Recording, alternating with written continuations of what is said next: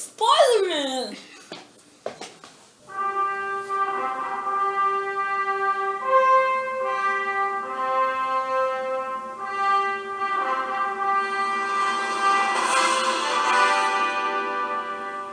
Hey guys, what's up to my review of the original Spider-Man movie? I was planning to review The Amazing Spider-Man 2, but I'm going to review that in Johny Review Season 4, which is a good segue to clear up that this is not Johny Review Season 4. This is just for Superhero Week, and there's only going to be one more of these tomorrow, and then the next one after that, after tomorrow. Yeah, I'll explain more in tomorrow's genre reviews because it'll make a lot more sense there. But anyways, what did I think of the first Spider-Man movie? First, I thought it was amazing and it was really good. And the more I watch it, it's like, oh well. I mean, yeah, I still think it's good, but actually, now that I think about it, it's the second best Spider-Man movie, at least in my opinion. It's the second best Spider-Man movie. I'll get to what the best one is eventually, but this is the second best Spider-Man movie. And it's okay, but I mean, it's nothing spectacular. Actually, I'll just say it. The best Spider-Man movie was Spider-Man 2, in my opinion. Not The Amazing Spider-Man 2, just Spider-Man 2. The sequel to the movie I'm reviewing right now. It was...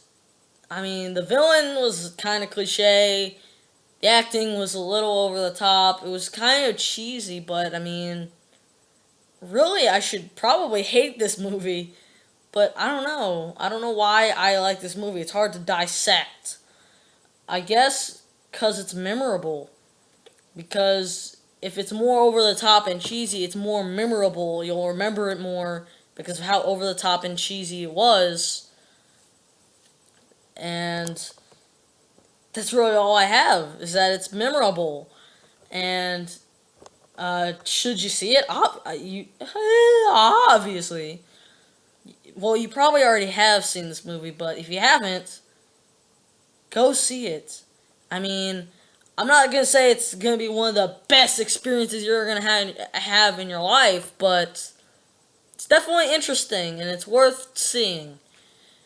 And some people say it's a bad movie and that it's way too over the top and cheesy, and I can understand that. It's a little over the top and cheesy. But I did not like the Amazing Spider-Man because it was just a little not cheesy enough. It still had the stuff from the other movie, like, how do I describe this? The Amazing Spider-Man, the first one, it was weird because this Spider-Man feels more like a comic book. When you watch it, this is more like a comic book movie. It's got cheesy over the top villain, cheesy lines. But the Amazing Spider-Man is, more realistic dialogue, but for some reason in the Amazing Spider, you'd think that the movie series that's more like a comic book would be more like a comic book and have comic book style complicated storylines, and that the more realistic one would have, simple plots. But no, it's the reverse. This Spider-Man movie series has simple plots. It's not really that complicated, whereas the Amazing Spider-Man is complicated as shit, and it takes away from how realistic it is. Because it's not very realistic. So, I think that's why I like it. I think it's simple, it's easy to follow, and it's good. I don't think, like I said, it's nothing groundbreaking. If you want to see the best Spider-Man movie, I'd say get Spider-Man 2.